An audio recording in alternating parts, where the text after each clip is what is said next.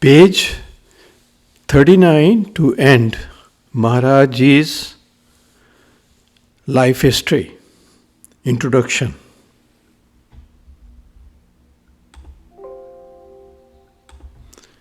It is a brief life history of one of the greatest saints of recent time, Saint Mangat Ram Ji. He was born in 1903 and passed away in 1954. He taught nothing that he did not practice. This writer undertook this task because very few books about him are available in English. It is a challenging task and he requests forgiveness for his mistakes.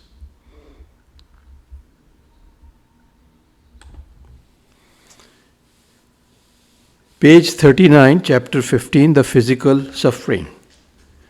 Maharaji spent months in tapas or prolonged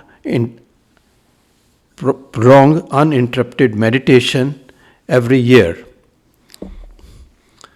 He did tapas in forests full of snakes, tigers, and bears. Even ferocious animals used to become peaceful in his presence. Maharaji's presence affected human beings, trees, and animals. It was unfortunate that many people asked only worldly things from him. Material things gave only transient pleasure. They did not ask for the love of God, which brings eternal joy. Maharaji took only some tea for his nourishment. He spent his nights meditating under the open sky. He constantly exposed his body to the sun, rain, and cold elements. It became very feeble and emaciated. In 1944, he started getting severe pain in his left ear. Several physicians saw the master, but no one could help me. In 1949, he also started having severe abdominal pain. Even though he suffered terribly, Maharaji continued to meditate at nights. He was completely connected to his beloved. He was indifferent towards his body. Maharaji did not care about his body, but for his disciples, his body was everything. They could not bear the thought of their master's death. They felt like orphans without him. Maharaji's body was frail. His physicians tried many medications, but none worked because of his weakness. He had taken tea because he did not want to burden others. Now his body was unable to tolerate medication because of poor nutrition. For him, his body was like a scaffold.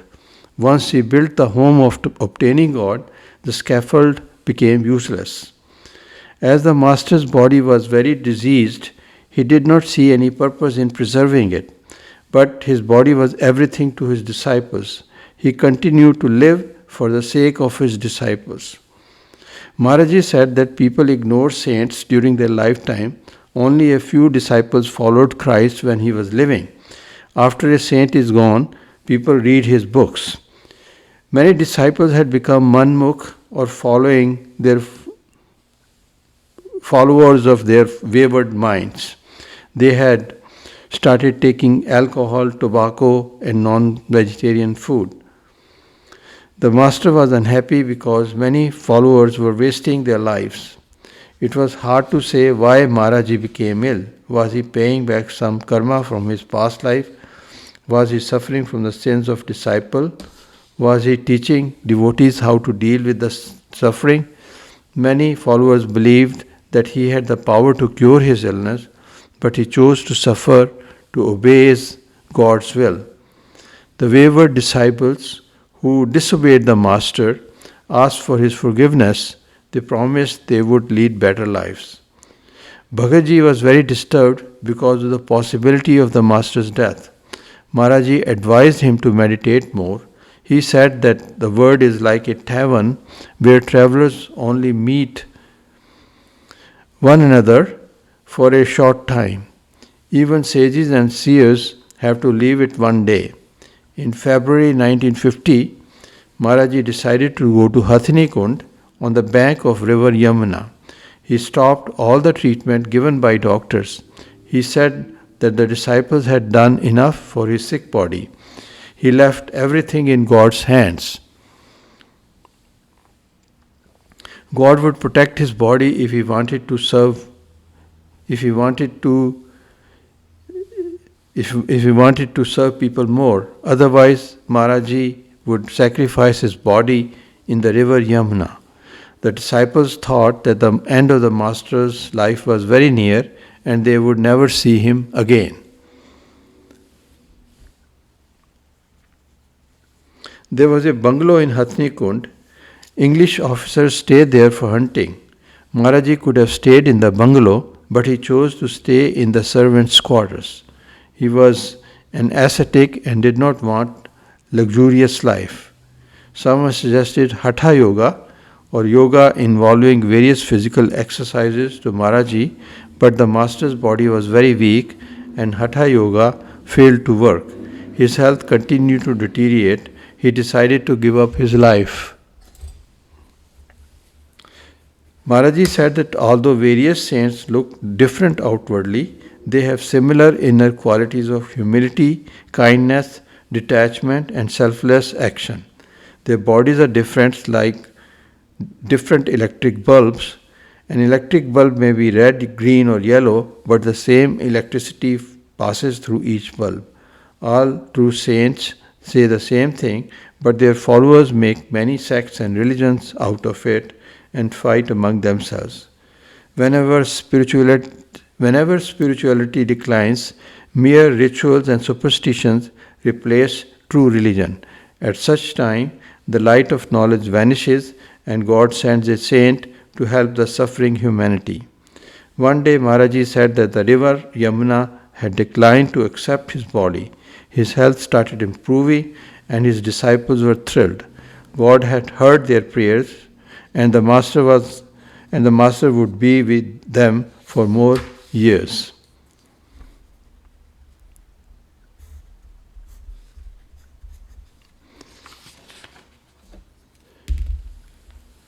Page 41, chapter 16, Communal Rights.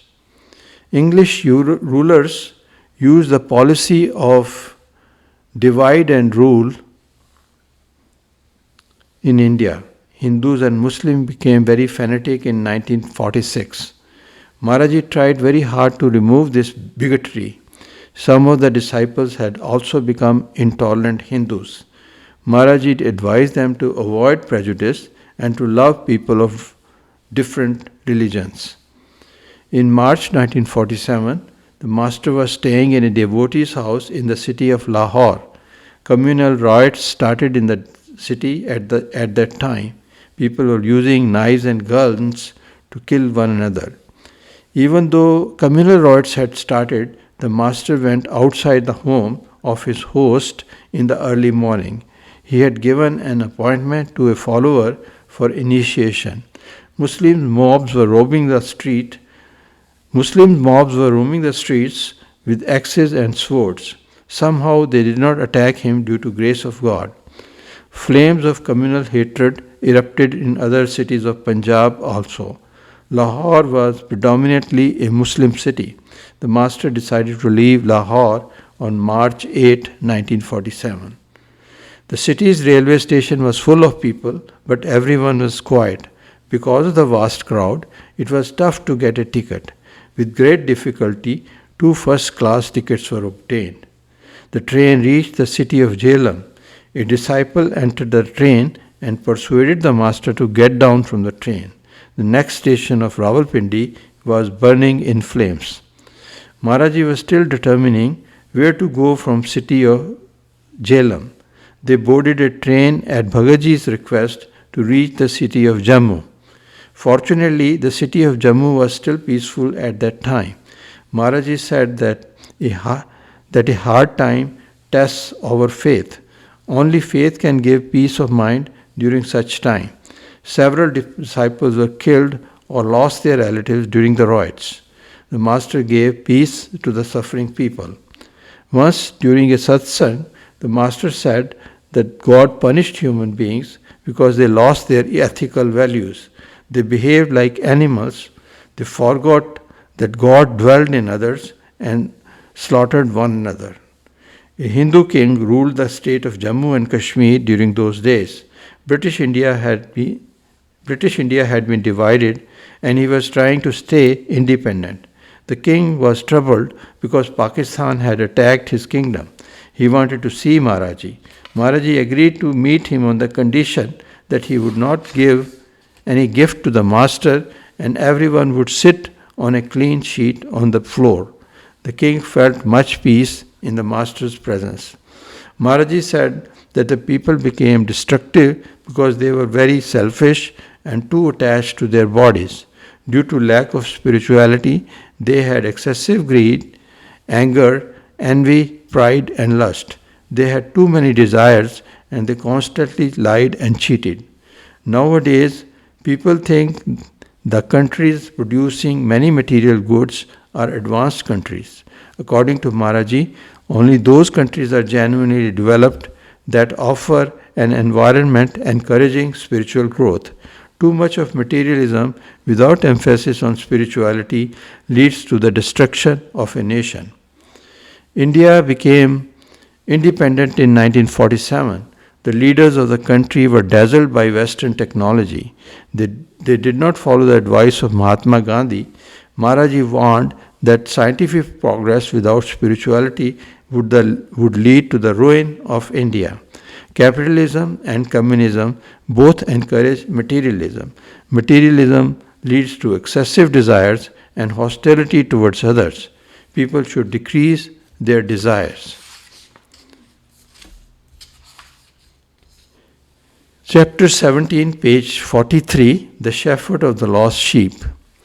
Maharaji had advised all devotees to attend an annual satsang or holy association in October every year. In India, the climate is mild in October and it is easy to travel. An annual satsang was held in October 1953. The condition of Sangat or congregation was poor at that time. Many disciples were not following the Master's high ideals. Maharaji seemed to know that his end was near. He warned his followers that his life was uncertain and they should benefit while he was alive. He said that the Vani or divine utterance should be considered the Guru after his death. He did not appoint a successor. He advised disciples to meditate more. Maharaji said that it was challenging to be a good disciple. Most of the devotees were unwilling to sacrifice anything. There was a wrestler named Ladharam. He was very proud of his physical strength. He had many vices. When he visited Maharaji for the first time, he believed that the Master was also a hypocrite like many modern false teachers. Ladharam brought some gifts for the Master. Since he brought these gifts with an impure heart, Maharaji refused to accept them. He scolded Ladharam severely for his arrogant and obnoxious behavior. He also instructed disciples not to let Ladharam enter the satsang again. Ladharam went back to his house. For some reason, he felt so ill that it seemed that he would die. He prayed to the Master on his knees for forgiveness. He felt much better after the prayer and fell asleep. Next year, a friend of Ladharam asked him to see Maharaji, but Ladharam was very afraid of seeing the Master. He told his friend the reason for his fear. His friend said that if Ladharam went with a pure and humble heart, the Master would forgive him. Ladharam agreed to see the Master. As he came with a sincere heart this time, the Master did not scold him. The Master told him to serve the congregation or Sangat. People were digging a water well in the ashram during those days. Ladharam started serving there. He vowed not to stop digging until Maharaji told him to stop. His hands began to bleed. He almost fainted. Finally, the Master himself told him to stop and take some food. Ladharam's eyes were filled with tears. The writer's father, Devraj Ji, was very proud of his high education. During a satsang, Maharaji asked other disciples but did not invite Devraj Ji to speak. Devraj Ji was very impatient to display his skill as an orator. At his insistence, Maharaji gave him some time, but when Devraj Ji tried to say, he could not speak. Devraji felt very ashamed because of such a thing which had never happened before. The following year, Devraji was sitting quietly in a satsang. Maharaji invited him to speak. Devraji was hesitant to talk, but the master encouraged him. He was humble this time, and he decided to be only an instrument of his master. He was amazed because he had a flood of new ideas. He spoke very well. People congratulated him after the speech, but he felt embarrassed. He knew that Maharaji was the actual speaker and he was only an instrument. After this event, Maharaji gave a discourse. He said that all animals and humans are searching for true happiness, but none can attain it. After the discourse, Maharaji told the story of Bullesha. Bullesha was searching for a perfect master, and he went to see a master named Inayat Shah. Inayat Shah was poor and belonged to a low caste among Muslims. Due to his grace, Bullesha had instant enlightenment and he became God intoxicated. Even though his master kindly gave him the key to the spiritual treasure, Bullesha failed to have gratitude. He took all the credit himself and started showing miracles to his followers. He thought he did not need his master anymore. Inayat Shah missed his disciple.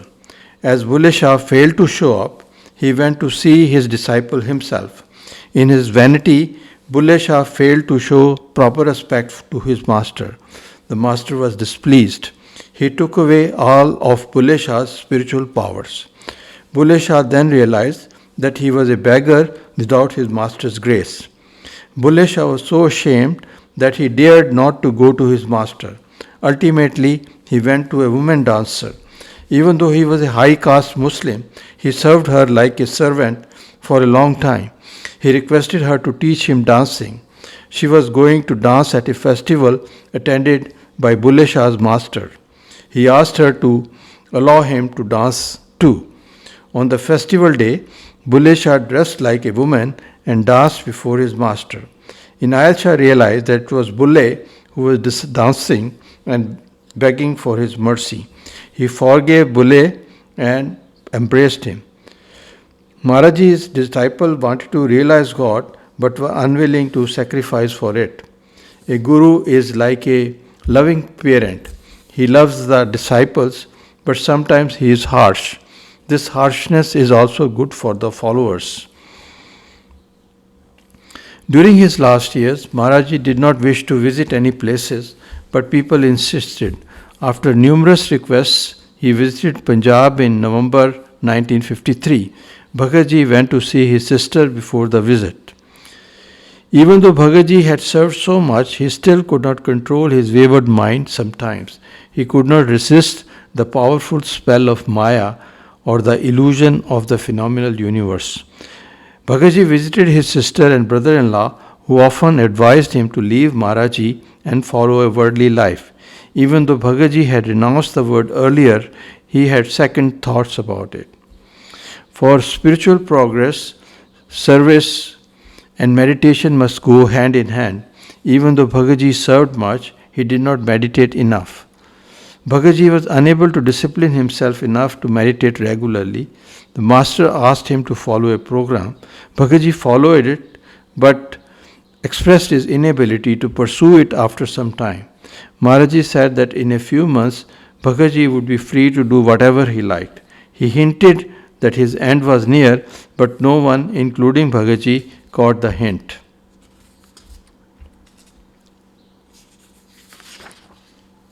Page 46, Chapter 18, Footprints on the Sand of Time. Footprints on the Sands of Time. Maharaji passed away on February 4, 1954 in Amritsar. The disciples carried his body to Samta Ashram in Jagadri. The disciples were stunned after hearing this news. They cried in grief because Maharaji was like a father to them.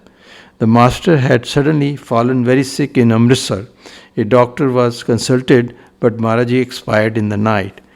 2 days before his death, the master said his mission was over. he gave the gift of Vani.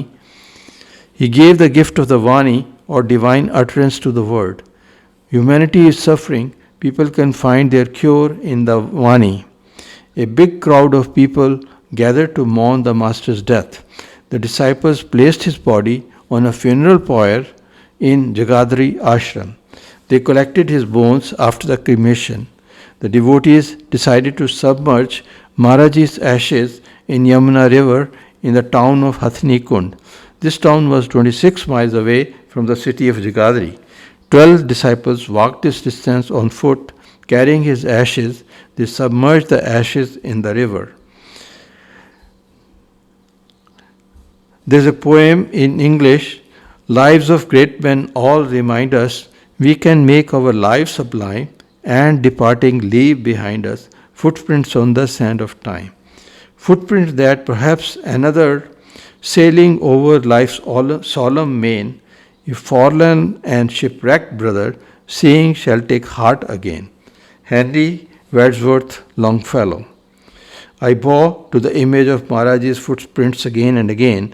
If a person follows them, he will reach his destination. The dust of time has failed to obliterate them. This is the end of the story of the life history of Maharaji.